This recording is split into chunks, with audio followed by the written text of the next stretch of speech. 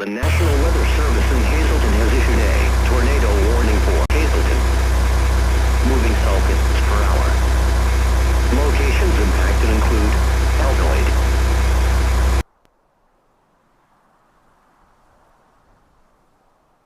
Get under a workbench or other piece of sturdy furniture.